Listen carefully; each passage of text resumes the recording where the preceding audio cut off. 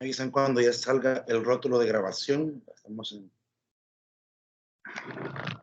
empezando la clase de este día, de esta jornada. Vamos con nuestra camisa de metálica porque hoy es sábado y el cuerpo lo sabe, ¿verdad? ¿Cómo estamos? Bien, excelente. Listo.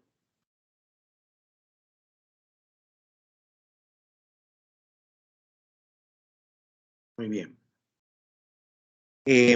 Bueno, vamos a empezar con un par de instrucciones. Como ustedes saben, estamos un poquito complicaditos ahora por el tema de el régimen de excepción que tenemos, ¿verdad? Y obviamente las comunidades, muchas comunidades, o todas en general, están siendo vigiladas. Este no es un buen momento para ir a comunidades. Ahorita definitivamente no es un buen momento. Pero trabajo hay en comunitaria. Entonces, todavía recuerdan que yo les dije que tenía que buscar la manera de ver en qué momento daba la parte teórica. Pues bien, creo que el panorama se nos ha dado para que sigamos con el complemento teórico muy importante de la clase. Esperemos que cuando termine el mes de abril nos podamos reincorporar nuevamente a la comunidad. Aún tenemos mucho tiempo, ¿verdad? Pero ya ustedes ya tuvieron los primeros acercamientos, que para mí es muy valioso e importante, y ya vimos cuántas veces ya, nos hemos visto 4 veces en campo, ¿verdad? 4 veces en campo, el taller, y 3 ahí en Redentor, y hemos hecho bastante trabajo, ya visitamos comunidad, ya tienen un acercamiento, me parece bueno, realmente lo grueso de esta materia lo van a ver ya en el ciclo 2, con Comunitaria de Dios, primero Dios, yo siga con ustedes, ¿verdad? Primero Dios, yo siga con ustedes, pero para mí lo valioso es que ya tienen acercamientos. Creería yo que hasta después de este mes, del régimen de excepción, que esperemos que sea a finales de abril, podamos continuar ya libremente nuestro trabajo comunitario que tanto nos gusta. Vamos a tener 2 cosas que hacer en estas jornadas. La primera es, vamos a trabajar con 2 temas muy importantes. Voy a presentar pantalla para que ustedes ya sepan por dónde va a ir el asunto estos días. Y en primer lugar, ¿dónde está la otra presentación? Esta es. Realmente no es la semana 8 esta, ya tenemos más de la semana 8. Pero ¿alcanzan a ver la pantalla? Sí, licenciado. Sí, Miguel. Sí. En algún momento determinado, yo creo que despuesito del módulo familiar, vamos a trabajar primeros auxilios psicológicos.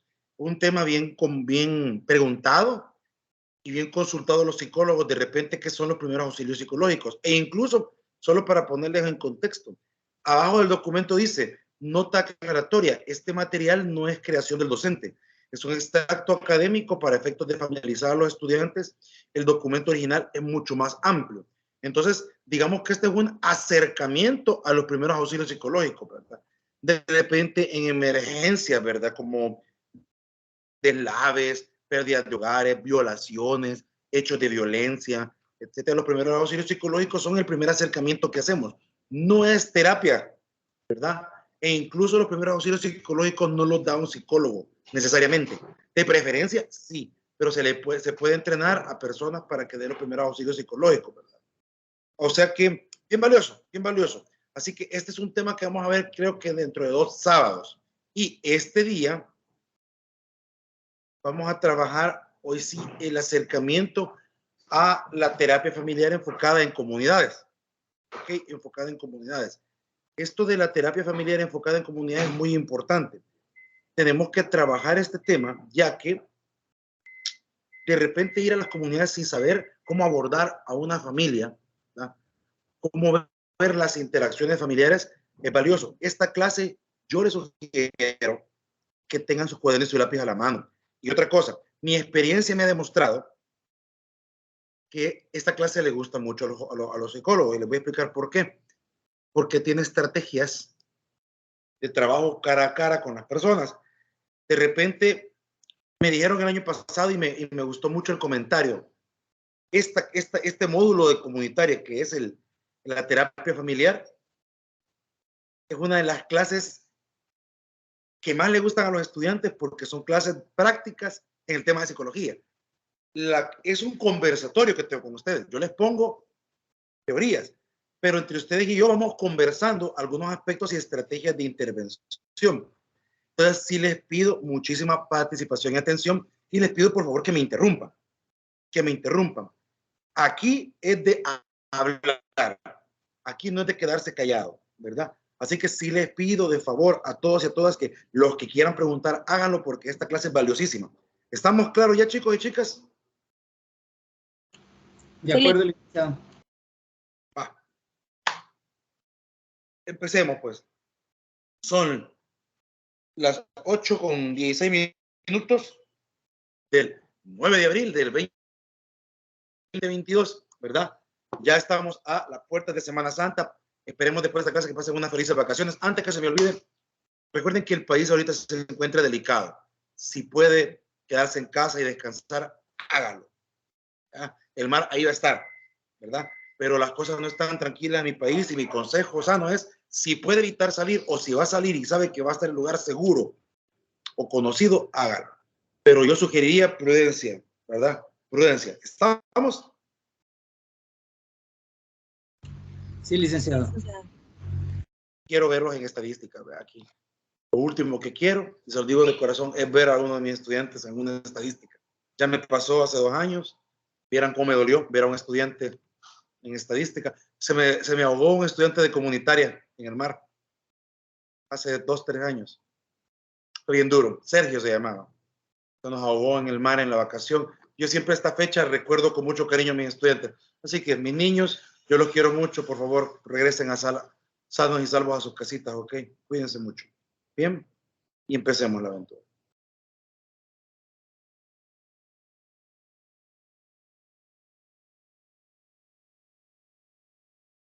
A ver, ¿me avisan cuando puedan ver la pantalla?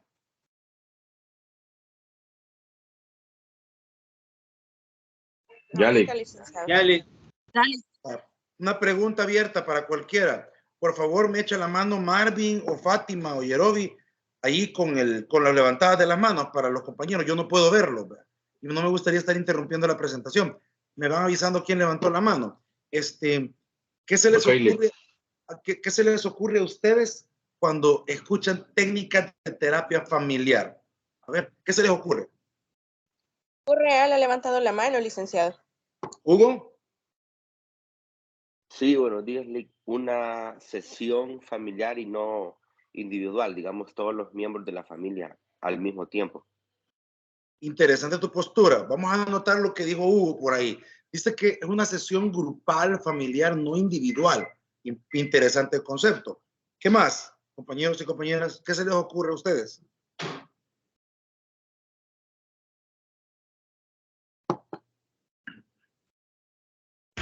Podría ser un método en el cual se utiliza para sanar alguna dificultad o problema a nivel familiar. Muy bien, excelente. Listo, listo, gracias. ¿Otra persona más?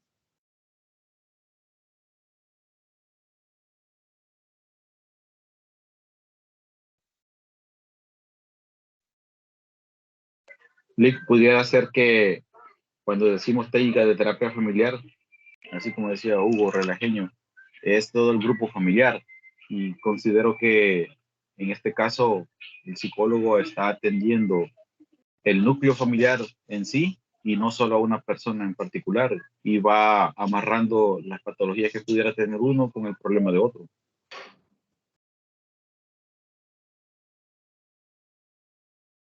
Excelente. ¿Qué más?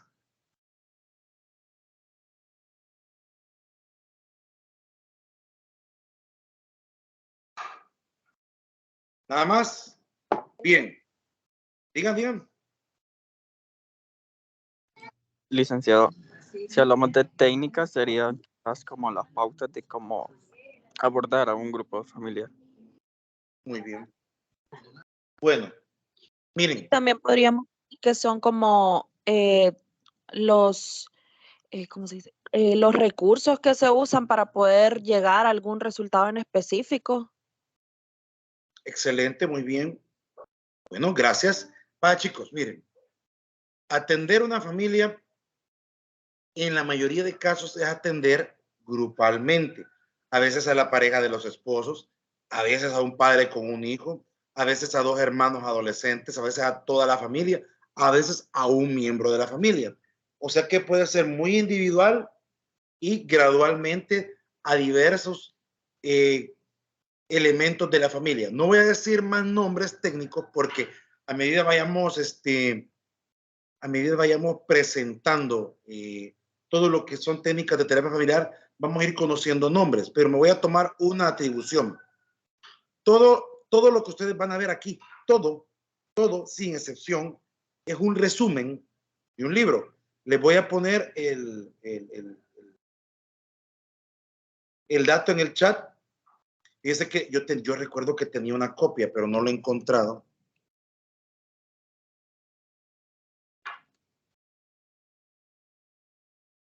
Aquí estoy poniéndole el dato.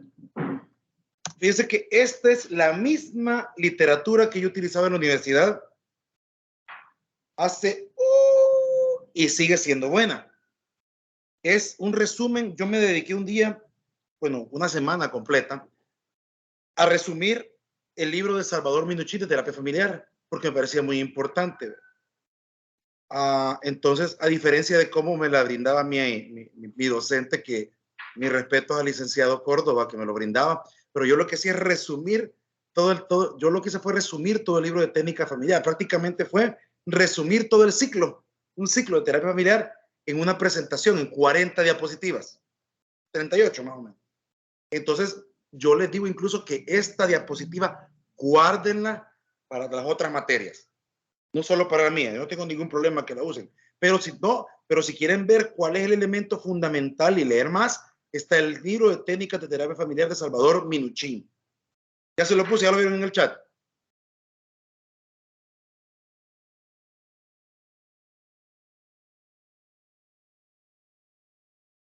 Hola. Liga, aquí no está habilitada el chat. ¿Cómo? No, por lo menos no tenemos acceso al chat. Para reuniones nada más, solo para los miembros del equipo. Es cierto, no aparece. Qué raro. Vaya, entonces se lo estoy anotando. Técnicas de terapia familiar de Salvador Minuchin. Listo, Calixto. Ya voy a verificar eso porque dice que yo los he agregado bien, pero como les digo, Teams es malísimo. ¿Ya? Pero hay algunos que sí la pueden ver, ¿verdad? Porque quiero ver quiénes me han escrito. Bueno, no, la verdad es que nadie me ha escrito. Toda la razón. Bueno, listo. Vaya, empecemos.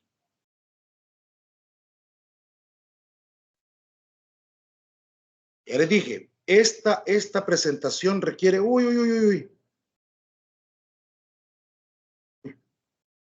Dios mío, permítame que no sé por qué se vino hasta acá. Aquí está, listo. No sé por qué empezó a dar vueltas toda la presentación. Listo. Ya va, jóvenes, que se me perdió esto.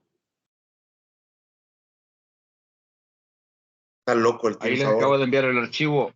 Ahí les acabo de enviar el archivo en PDF al grupo de WhatsApp, a los compañeros. ¿Cuál archivo mandó? El de técnicas de terapia familiar de Minuchin. Mándemelo a mí también porque quiero revisar si es el mismo. Si es el mismo. Vaya. Por favor. Gracias. Listo. Ojo, yo les sugiero que cuando quieran ampliar una idea, utilicen el libro, pero hoy por hoy utilicen más la presentación, es más resumida, el libro es larguísimo, ¿verdad? Entonces, pero es bueno que lo tengan también así como se lo están mandando los compañeros. Listo, empecemos. Marvin, hazme el favor de leer ahí. Perfecto, licenciado. ¿En qué consiste el arte de la terapia familiar? Es entrar en coparticipación con una familia, experimentar la realidad como sus miembros la vivencian y envolverse en las interacciones repetidas que dan forma a la estructura familiar y plasman el pensamiento y la conducta de las personas. Debemos instrumentar esa coparticipación para convertirse en un agente de cambio que obre dentro de las reglas del sistema familiar y con modalidades de intervención solo posibles en esa familia en particular y destinadas a producir un momento de vida diferente, más productivo. Listo. Notan unas letras que están en rojo, ¿verdad que sí? Sí. Vaya. Sí. Primero, dejarles claro algo. nosotros como psicólogos lo que hacemos es coparticipar con una familia. ¿Okay? Esa es la palabra que vamos a estar utilizando. Coparticipamos.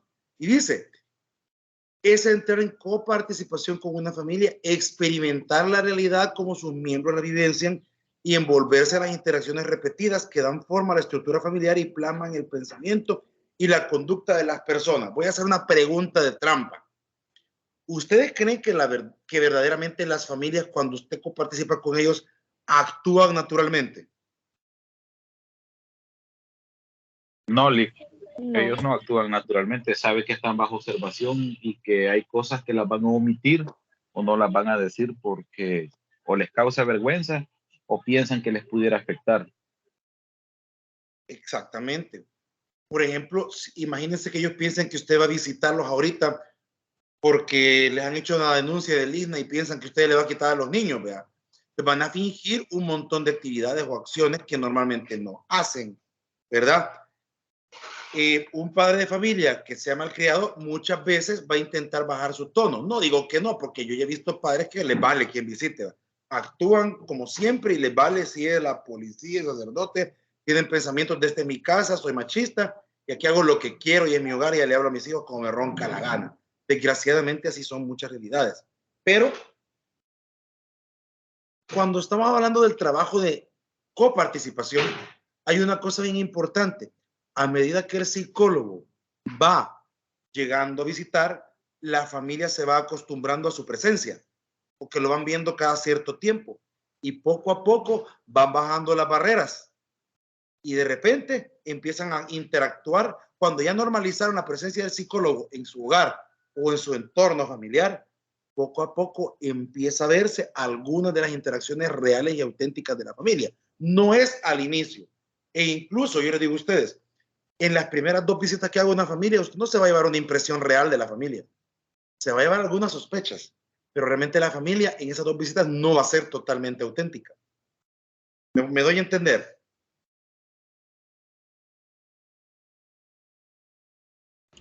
Sí, Lick. Ahora, Lili, dígame. Vaya.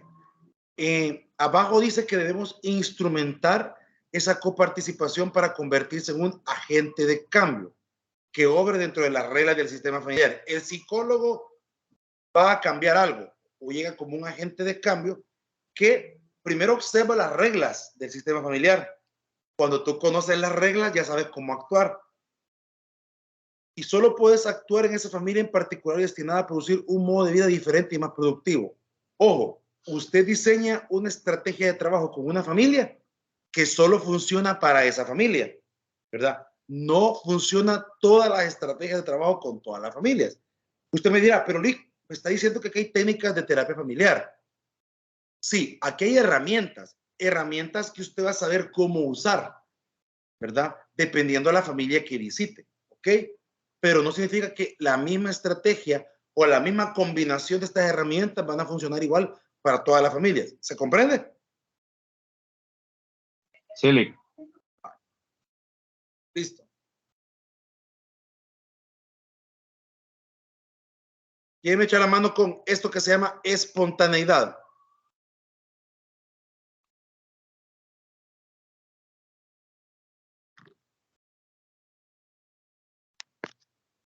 Espontaneidad. ¿Quién me lo lee?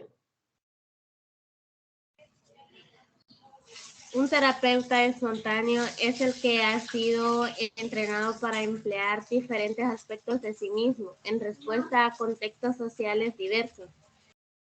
El terapeuta cuyo papel es influir sobre la gente y cambiar esta en el interior del campo, que observa y sobre el cual ha de influir sus acciones, aunque regulada por las metas de la terapia son el producto de sus vínculos con su familia cliente.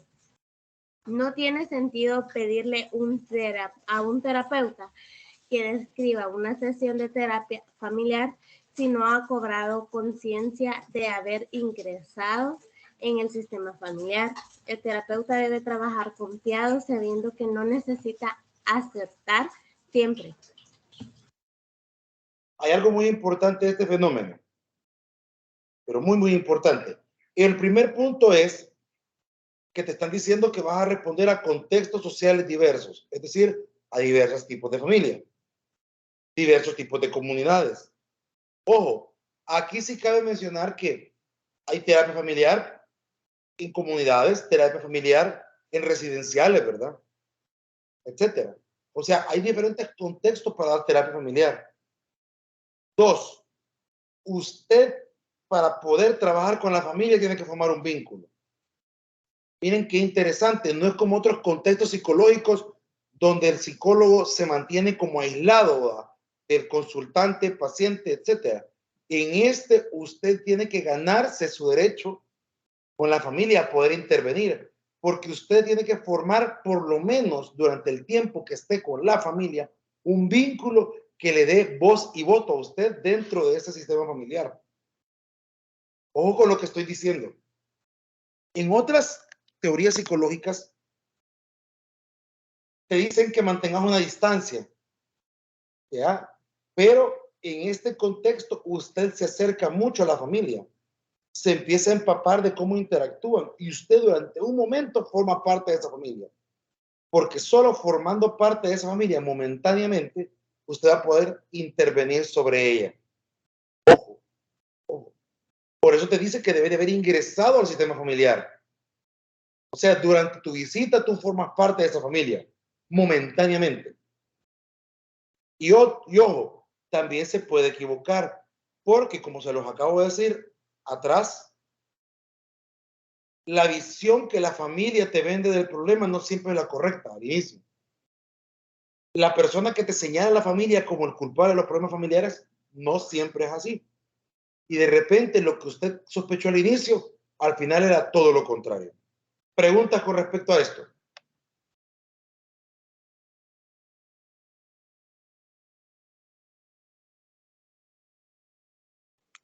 Licenciado, yo tengo una pequeña pregunta.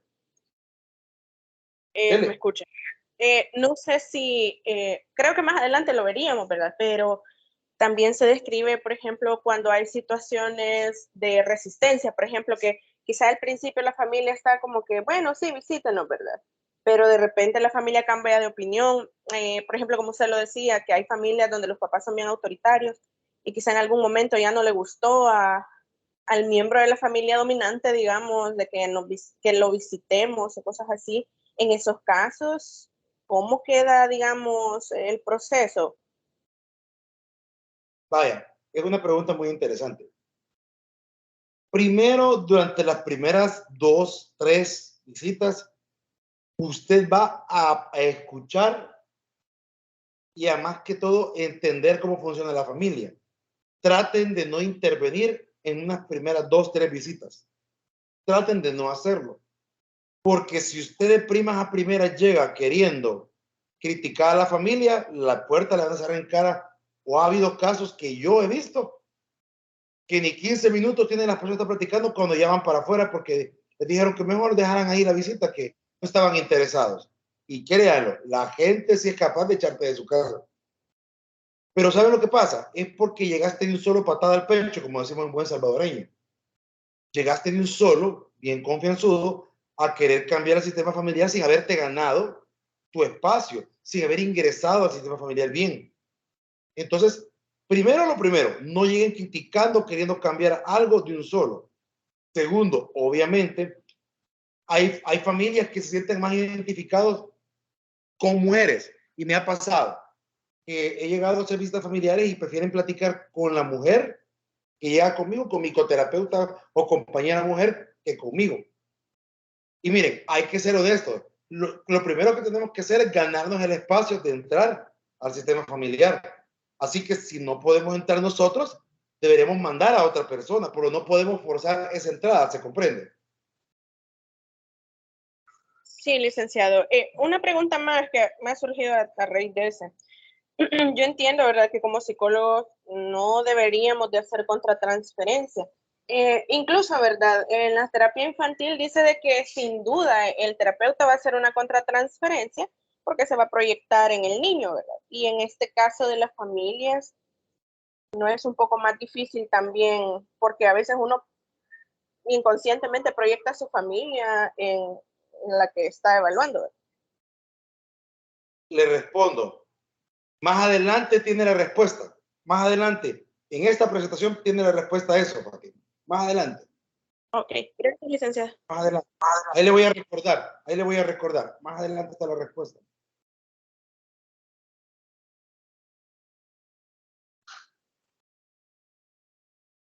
Aprovechemos, Fátima. Léanos familia.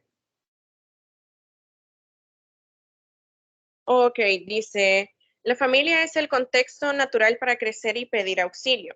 De este contexto dependerá el terapeuta para obtener las metas terapéuticas. La familia es un grupo natural que a lo largo del tiempo ha elaborado sus propias pautas de interacción, las cuales conforman también su estructura familiar, su forma de interacción recíproca y su gama de conductas. Los miembros de una familia en la mayoría de casos se perciben como una unidad. El terapeuta como ente externo los visualiza como un todo.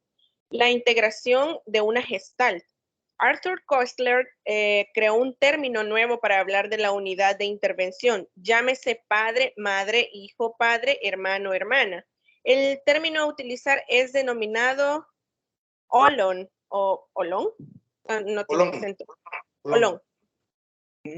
Vaya, aquí quiero que hagamos una pausa. Hagamos una pausa. Primero, ¿qué es la gestal, jóvenes? ¿Qué es la gestal? Es una escuela psicológica que se basa en la escuela. figura. ¿De qué trata la gestal? ¿De qué trata la gestal? Es proyectiva, se basa en figura, fondo, forma, creo, o sombra, no me acuerdo. Muy teórico todavía. Vean qué significa la gestal en el proceso integrativo de la persona. Si es proyectivo, licenciado, entonces quiere decir de que trabaja bajo la interpretación de las personas, o sea, lo que las personas interpretan de lo que están viendo. Espérese. Vamos a darle oportunidad a otra persona. Analiza esa respuesta. Fíjese que es una pregunta muy interesante. Karen y después señor Teche. Sí, licenciado, buenos días.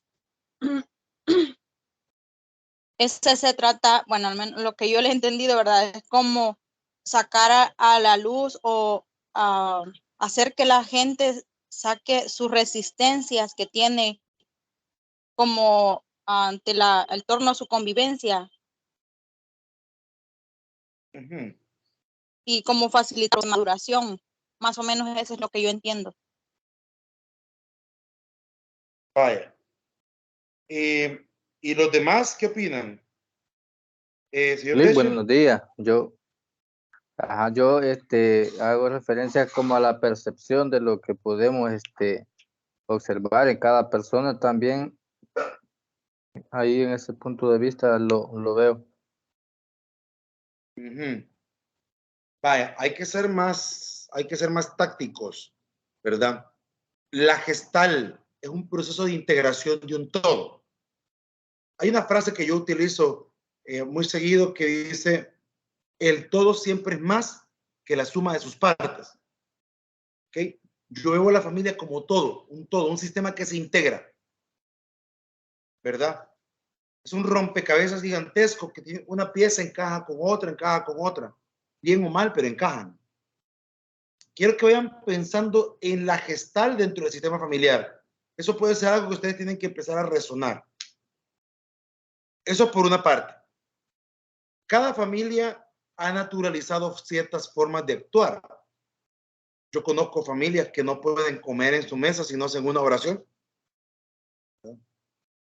Hay familias que no hablan a menos que el padre o la madre dé permiso. Por ejemplo, les voy a contar algo muy personal mío, mi familia. En mi familia, todos usamos mucho palabras coloquiales, no vamos a decir malas palabras demasiado coloquiales, un poco ortodoxas, todos. Y se ha fijado que yo las uso muy seguido, ¿verdad? En mi familia es bien común, es más, para nosotros es natural hablar así. Entonces, la gente se sorprende cuando escucha hablar como familia, que son muchas palabras fuertes, pero es porque todos hemos hablado así. No estoy diciendo que sea lo correcto. Estoy diciendo que mi sistema familiarizado ha naturalizado esa manera de expresión. Mi abuela, que en paz descanse, también lo hacía. Entonces es bien complejo eso. Cada familia tiene maneras de actuar y un poco como lo que mencionaba Fátima, que de repente usted llega a una familia y usted es su familia de referencia, la suya es muy educada, muy respetuosa. Los niños obedecen a los papás y son bien educados. Y usted se topa con una familia donde los niños interrumpen a los papás, los tratan de tal por cual, se dicen malas palabras y lo gritan y no interactúan bien con sus vecinos. Hasta ustedes le dicen una que otra mala palabra de vez en cuando, ¿verdad? No con intención. Hay un choque, pero tienen que recordar que hay patrones que han naturalizado, que de repente hay que verificar si estos patrones que han naturalizado en su interacción son parte de la causa de sus problemas, porque no siempre que se expresen así los convierten en seres humanos malos, ¿vea? O antisociales. Solo quiero que entendamos que hay que tener cuidado con muchos prejuicios que hay dentro del sistema familiar. 2. Hay un término que ya aparece que se llama el famoso olón. El olón, desde un punto de vista científico, le llamamos una unidad terapéutica.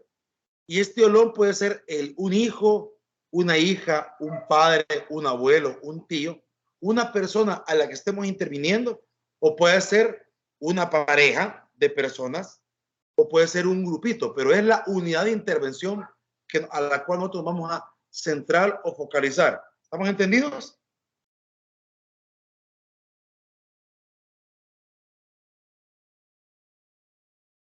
Sí, licenciado.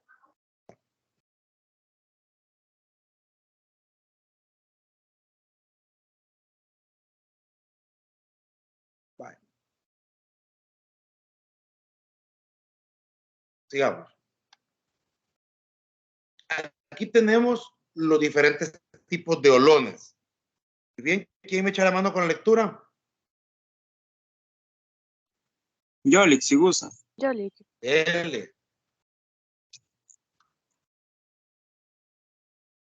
Dele, compañera. Gracias. Dele. Diferentes tipos de olón. Olón individual. Padre, madre, hijo, hija, tía, abuela. Olón conyugal. Pareja hetero, gay, entre otras. Se va perdiendo individualidad para ganar pertenencia y formar un sistema nuevo.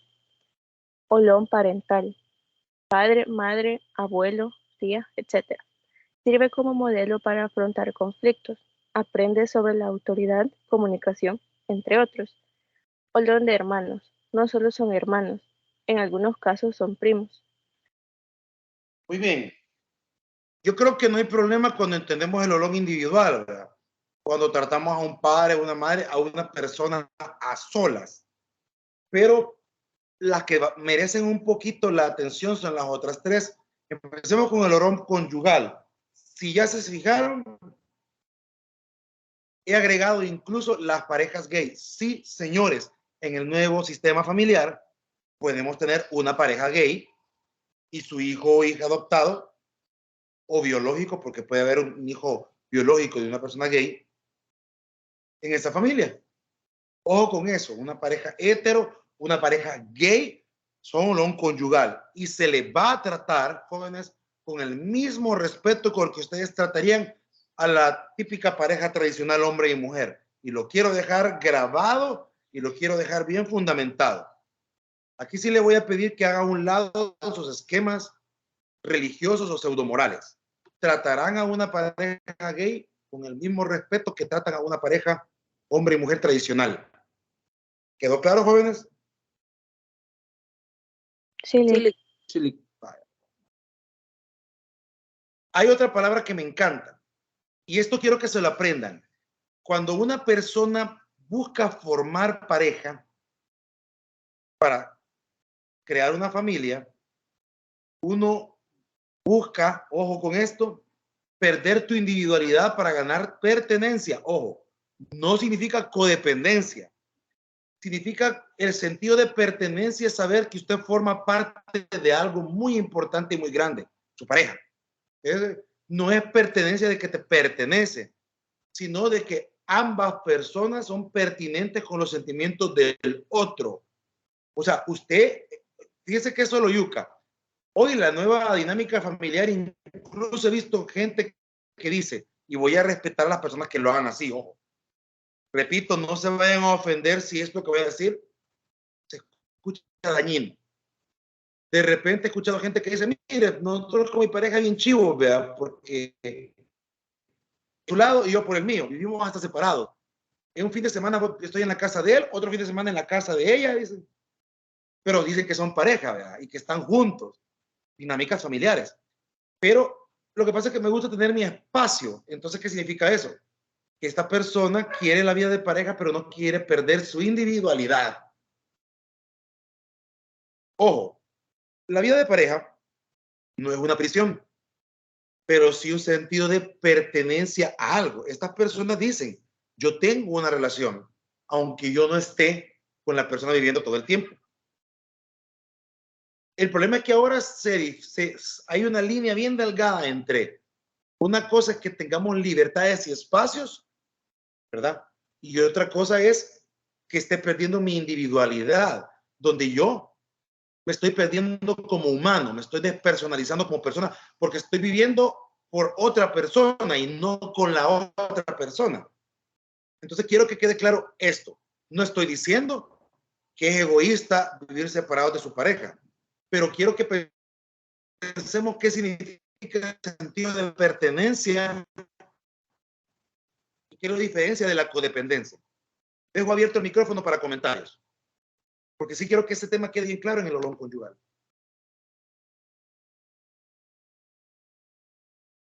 Yo tengo una pregunta y así como nos plantea, ¿verdad?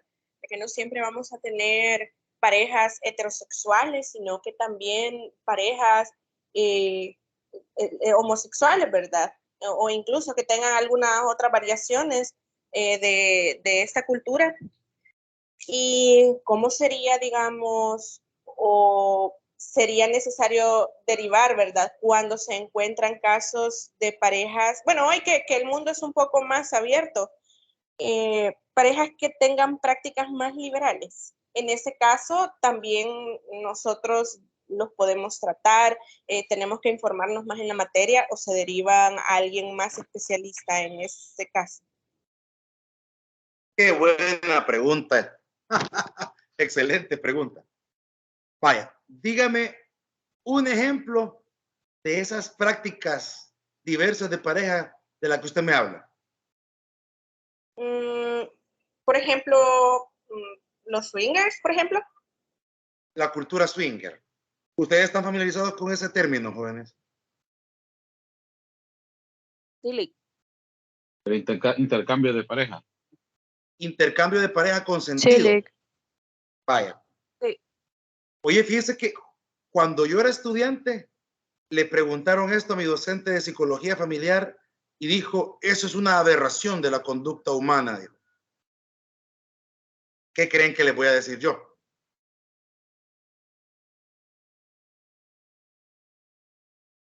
No creo que nos diga lo mismo. Es una práctica, solo es una práctica de pareja. Ahora bien, quiero dejar claro algunos elementos importantes que hay que tener en cuenta.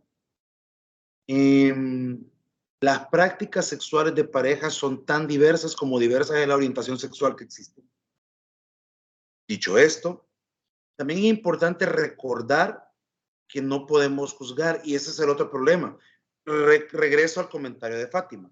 Cuando venimos de familia con un sistema tradicional o con cierta educación, a nosotros nos puede generar un impacto mental hablar de orientaciones sexuales o prácticas sexuales de pareja que no estén tipificadas bajo una normativa religiosa o moralista, e incluso de un sistema patriarcal del cual venimos. Y ojo, jóvenes, todavía en nuestro país, muchas parejas familiares, muchas familias se rigen bajo el enfoque patriarcal. Y este enfoque patriarcal es bien complicado, jóvenes. Todavía estamos a años luz de que esto se transforma. Y respondiendo directamente a su pregunta, primero hay que investigar si el tema no nos es sensible a nosotros. Porque si a usted le genera asco, ansiedad o confusión ese tema, lo mejor es que le diga a un psicólogo que se sienta mejor preparado para ello. Primer punto. Segundo punto, si no le genera asco, confusión y más bien le genera curiosidad de entenderlo, investíguelo muy bien. O pregunte a las personas que se vean interesados, pero nunca juzgados. No es lo mismo que usted se note interesado a juzgado. Y tercero, es importante conocer pues, personas que tengan esa visión o sean expertos del tema. Pero les voy a dar un consejo de gratis, anótenlo ahí en su cuaderno. Muchas parejas entran a este tipo de interacciones de la cultura swinger para rescatar su matrimonio cuando sienten que es monótono y quieren llevar a cabo una práctica diferente. Muchos matrimonios, lejos de que su relación se arregle, se arruinan, porque están utilizando esto para tapar los problemas que tienen como pareja. Y eso, aunque usted haga 1000 prácticas sexuales, si usted no aborda el problema en cuestión, no lo va a arreglar con eso. Entonces, yo le digo a la gente, no estoy ni a favor ni en contra de esta práctica. Sencillamente quiero que la pareja entienda por qué razón lo hacen. Si es que ambos lo quieren o solo es una de las partes de la pareja la que lo quiere practicar. Y dos, que esto no va a arreglar ningún matrimonio. ¿Quedó claro el tema, jóvenes? Sí. Les voy a poner un ejemplo. Una familia de la que fui hace mucho tiempo, la mujer tenía ciertas marcas en las piernas de cigarros, porque le apagaban cigarros. Tenía quemaduras, tenía laceraciones por golpe. ¿Qué es lo primero que se le viene a la cabeza a usted? Maltrato. Eso la maltrataba. Que existe violencia familiar. Violencia intrafamiliar. Ay, Dios mío, qué terrible, ¿verdad? ¿Sabe lo que era? Ella era masoquista. Eran sadomasoquistas. Recuerden que para que haya un masoquista tiene que haber un sádico y viceversa. Entonces, era una práctica sexual. Y miren, la pena de ellos era contar su práctica. Porque, miren, que hasta cuando lo contaban le brillaban los ojitos. Pero cualquiera que no conozca de este tipo de prácticas, de verdad se va chuco y dice, yo voy a llamar aquí a la fiscalía, que quería saber qué pasa aquí va a haber un muerto. No, era una práctica sexual. Carolina, dígame. Ahora que toca ese tema, licenciado, una consulta.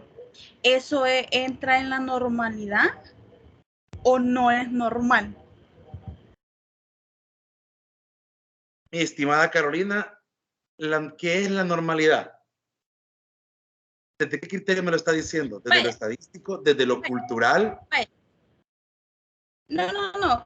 Es que me refiero porque muchas personas como que se alarman, ¿verdad? Con ese tipo de temas. Le voy a dar un ejemplo.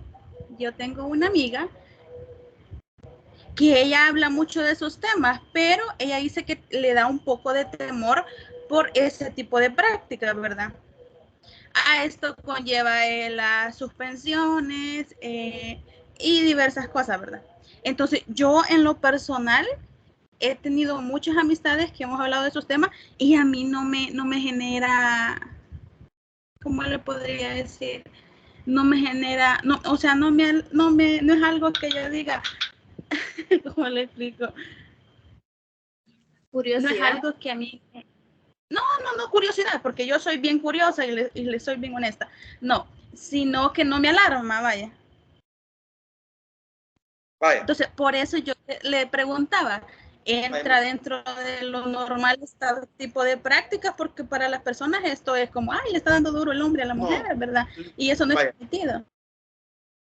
Pongamos un tiempo. Ya sabía, fíjense que siempre que llego a esa parte de la diapositiva, siempre pasa esto. Este tema es bien, siempre se genera. Y aunque digan que no, estos temas causan curiosidad, pero quiero que por favor veamos el abordaje psicológico científico del asunto, ¿ok? No nos vayamos a cruzar de la línea del morbo. Así como está este cuadrito donde estoy yo, quiero que nos quedemos en este límite. No es que sea normal o anormal. Para mí la pregunta es, ¿las dos partes están de acuerdo y lo aceptan?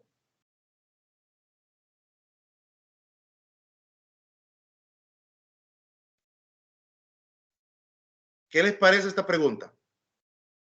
Licenciado, disculpe que le interrumpa, entonces ahí ya entraría lo que usted nos estaba hablando anteriormente, de que si hay codependencia o si hay, ¿cómo decía? Si hay una propiedad dentro de pertenencia. ¿Hay pertenencia o codependencia? Entonces, si digamos que, vaya, digamos de que yo estoy en una pareja así, digamos, yo tengo una relación así, y yo lo hago solo porque a mi esposo le gusta, digamos, y le gusta solo a mí porque le gusta a él, pero a mí no me gusta, pero yo lo quiero hacer feliz, digamos, y a él le gustan estas prácticas, entonces yo estaría siendo codependiente más que tener pertenencia porque a mí no me gusta, pero lo hago solamente por satisfacerlo a él. Exactamente, así como lo acaba de decir. Yo lo primero que pregunto es, ¿están de acuerdo ambos? Y créanme que en la mayoría de casos que he encontrado, no siempre las personas están los dos de acuerdo. Siempre hay alguien que cede un poco más que el otro con tal de mantener la disque armonía o equilibrio de pareja. Ojo con eso. Para mí, señorita Carolina, no es que sea normal o normal. Me pregunto yo más bien si están consensuados. Si las dos personas están de acuerdo, si se han informado de esta situación antes de tomar una decisión, si no hay alguien que domine más que el otro, pero decirle yo que sea malo, que sea bueno, no estoy autorizado para eso. Ahora, si estas prácticas también están afectando de alguna medida a sus hijos e hijas, eso ya es otro tema. Pues, vamos entendiendo esa parte. Vamos entendiendo. Ok, ojo con esas cuestiones. O sea, creo que vamos a ir haciéndonos preguntas y evolucionando en ciertos temas, ¿verdad? Por eso es muy importante. Dígame. Y podría ser, vaya, supongamos que las dos partes están de acuerdo, ¿sí? Y esto podría llegar a ser bien progresivo. Vaya, o sea, voy a responder únicamente a esta pregunta, pero para no salirme del tema familiar, que tengo que seguir. Como todo en la vida, si algo te gusta, ¿quieres ir conociendo más o no? Sí. Va, ahí te respondo, Carolina. Cuando alguien está de acuerdo y te gusta, pues solo vas, ¿cuál es the next level? El siguiente nivel. Pero eso ya es un tema de interacciones sexuales de pareja. Eso ya lo dejo en ese ámbito, ¿ya? Del primero, del consentimiento, de la pertenencia, de lo consensuado y de como pareja tener la comunicación de hablar de esas cosas y llegar a acuerdos acerca de ese tipo de interacciones de carácter sexual. Y lo dejo ahí, porque todavía no puedo ampliar porque no estoy en terapia sexual. Sin embargo, sí les digo que puede pasar y hoy más que nunca, hoy con esta sociedad tan abierta de mente y tan actualizada en otros temas, no se asusten de lo que van a encontrar psicofamiliarmente. ¿Estamos? Lee, respecto a yo creo que la forma en que usted nos estaba presentando el ejemplo era con respecto a la primera impresión. Sí. O sea, lo que usted observa al momento de la terapia. O sea, es bien complicado porque si nos dejamos guiar por nuestros prejuicios o juicios de valor, entonces vamos a crear un concepto muy errado. Y yo creo que el punto creo que usted nos está tratando de exponer es que debemos evitar llegar a eso, de crear nuestros prejuicios o juicios de valor sobre algo que en realidad no conocemos, porque me llama mucho la atención que en primer plano podríamos pensar que estamos frente a violencia intrafamiliar, pero al final, al seguir explorando, vamos a encontrarnos que no, que es exactamente estas prácticas sexuales las que se están dando. Entonces, creo que sí está bien acertado esta forma en que nos está usted como despertándonos a punto de no crear, o sea, al final nosotros podríamos crear conflictos donde no lo hay. O sea, podríamos hacer un poquito más complicada la situación que ya tiene una familia, ¿verdad? Vaya, perfecto, muy bien. Solo quiero dejarles claro, estos temas son importantes. Yo creo que surgió por el tema de la dinámica de interacción de pareja. Y otro consejo para ustedes, jóvenes. Cuidado de no caer en la trampa de enfocarse en los temas sexuales en terapia familiar. No es porque no pertenezcan, pero como es difícil que cuando se hable de sexo a la gente no se le paren las orejitas, ¿verdad? Entonces de repente la gente quiere hablar de esos temas y hasta nosotros como profesionales, me voy a incluir, podemos caer en la trampa de que ronde toda la conversación alrededor de ese tema. Y solo es una pequeña fracción de algo de la realidad familiar, no puede ser todo eso, ¿verdad? Entonces tengamos mucho cuidado de no emocionarnos cuando escuchemos mucho de esos temas. Que no se nos mire en nuestro rostro que estamos fascinados así, echando todo. No, cuidemos eso. Recuerden que también tenemos microexpresiones. Continuemos con el tema.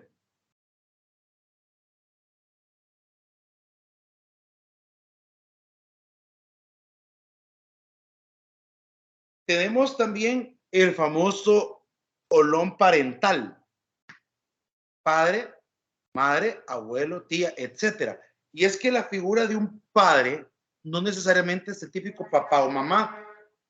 Por ejemplo, hoy existen los dos papás y las dos mamás también, ¿verdad? ¿Sí o no? Sí. También está en la figura de padrastro, madrastra. ¿Ya? Para mí, por ejemplo, mi olón parental materno fue mi abuela, pues, mi abuela.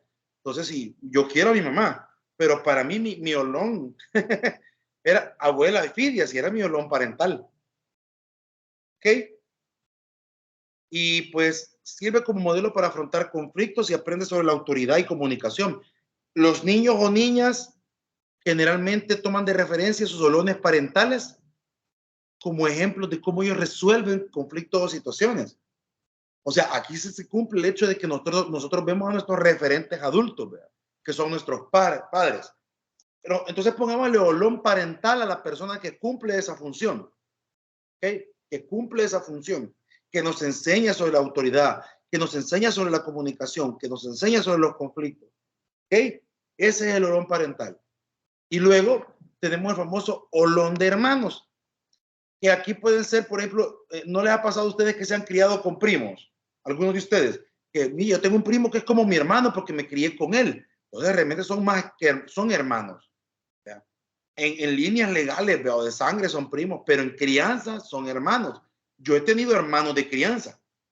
Es decir, que no son ni siquiera familia mía, pero quizás nos criaron juntos y somos como hermanos. Vaya, por ejemplo, en mi colonia había un niño que llegaba bien seguido a mi casa, que era amiguito de mi hermano, pero poco a poco, como él no tenía hermano mayor, me utilizaba a mí como referente de hermano mayor. Y hasta la fecha, yo le digo a la gente, yo tengo un cuarto hermano que se llama Rodrigo.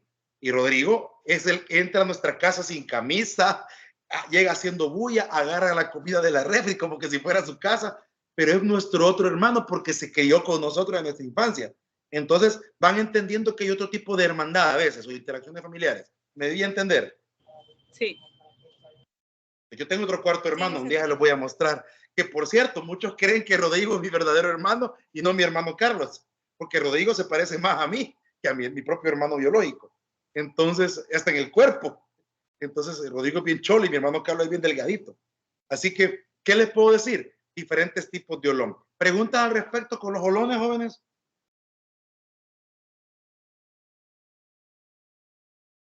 No, licenciado. Vaya, listo. Listo. Vamos, sigamos. Nick, yo sí tengo una pregunta. Pregúntame. Bueno, más bien, no sé si podría repetir el concepto de olón que dio anteriormente.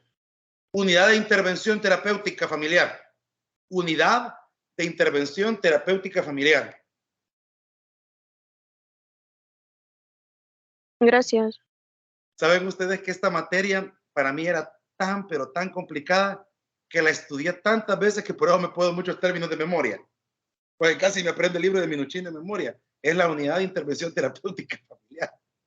Y fíjense que yo no soy psicólogo familiar, pero como le tenía tanto miedo a esta materia, es a la que más ganas le metí. Entonces de repente mucha gente me dice, debería ser psicólogo familiar. No, si yo familiar la llevé con miedo, le dije yo. Pero por eso creé un sistema de aprendizaje de la teoría familiar que fuera más cómodo para ustedes. Cuando lean el libro y lean mi presentación, estoy seguro que muchos van a querer quedarse con la presentación, porque el libro hay que leerlo despacio y con lupa. ¿Ok? Listo.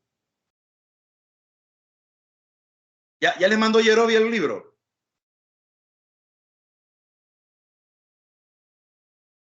Sí, Lick. Sí, Ya se fueron al índice, ya se dieron cuenta que están apareciendo algunas cosas que estamos viendo.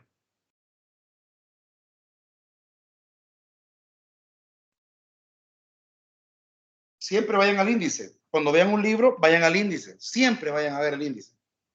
Vaya. Tenemos el desarrollo y el cambio. Noel, ¿me hace el favor de leerlo, por favor?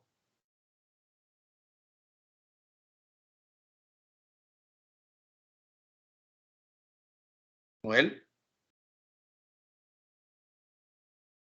Bueno. Belinda, me lee, por favor, ahí. Sí, el desarrollo y el cambio. La familia no es estática, están en constante proceso de cambio. El terapeuta de familia experimenta en sí mismo el enorme poder rector de la estructura familiar. Se introduce en un sistema vivo que tiene sus propios modos de ser y potentes mecanismos para preservarlos. Las familias también tienen sus mecanismos de defensa contra aquello que consideran atípico, pero también se pueden adaptar y cambiar y mantener su continuidad. Listo. Vaya, quiero que hagamos como, si se fijan, quiero que presten atención muchísimo en las letras que yo pongo en rojo. Pero hagamos un experimento. Díganme algo. ¿Su familia es la misma familia que era hace 10 años? ¿La de ustedes? No. No. No, Va, ojo, por ejemplo, voy a poner, por ejemplo, la mía. Si se fijan, no se han dado cuenta que en mis últimas clases menciono mucho a mi abuela. ¿No se han percatado? Sí, Lick. ¿Por qué? Porque acabamos de perderla. Mi abuela tiene 40 días muerta, pero era tan fuerte su presencia en la casa que cuando ella murió, cambió la estructura familiar y el sistema. E incluso las interacciones familiares han cambiado, porque todo rondaba alrededor de mi abuela. Entonces, ahora estamos más desperdigados como familia, porque como que la amalgama que unía era la abuela y de repente cuando muere cambia. Entonces, en este momento estamos tanto en un proceso de duelo y de luto, todos, pero también cada quien ha cambiado su forma de ver la vida y su sistema familiar porque giraba alrededor de la abuela. Entonces, ojo, es bien difícil cambiar ese sistema. ¿Ya? Cuando antes era preguntarle a tu abuela y ahora ya no está, ya no hay una misma forma de actuar, o preguntarle a tu mamá, no, ya no está. O cuando las familias se han separado, se han divorciado, el sistema y su estructura ha cambiado también. Cuando los hijos se van de casa, por ejemplo, y generan el famoso síndrome del nido vacío. ¿Ya han escuchado el síndrome del nido vacío? Pasa lo mismo. Entonces, ojo con eso, la familia está en constante cambio e incluso mi sobrina acaba de dar a luz a su primer bebé, ya no son solamente el olón conyugal, ¿verdad? Sino que es el olón conyugal y ahora son el olón parental. ¿Se comprende? Sí.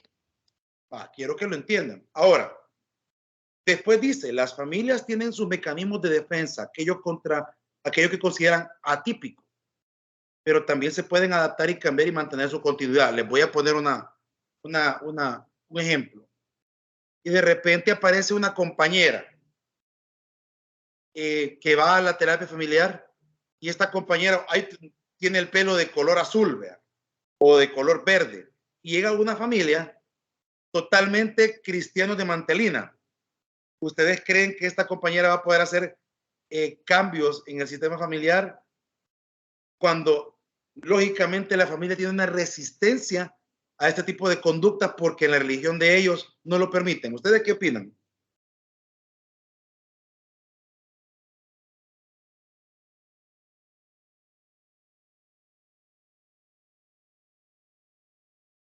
Hola.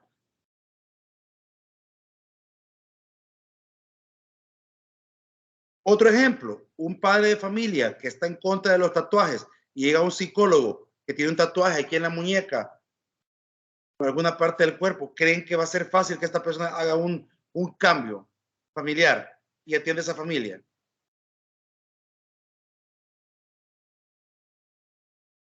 ¿Se escucha, jóvenes? Difícilmente. Sí, licenciado. Sí, se escucha. Una pregunta, licenciado, y en esos casos, bueno, no estoy segura, ¿verdad?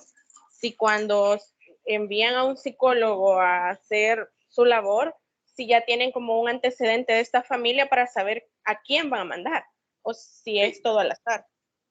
A ver, jóvenes, ¿no recuerdan nada o algo que les dijo la compañera trabajadora social la última vez en Redentor?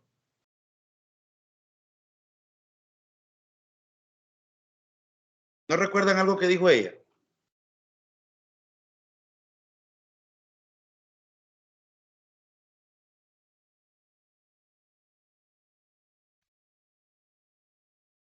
¿Lo recuerdan? Dijo que generalmente las familias ya han sido observadas, ya hay información y cuando ya llegan generalmente con el psicólogo que les va a colaborar, ya hay una información previa.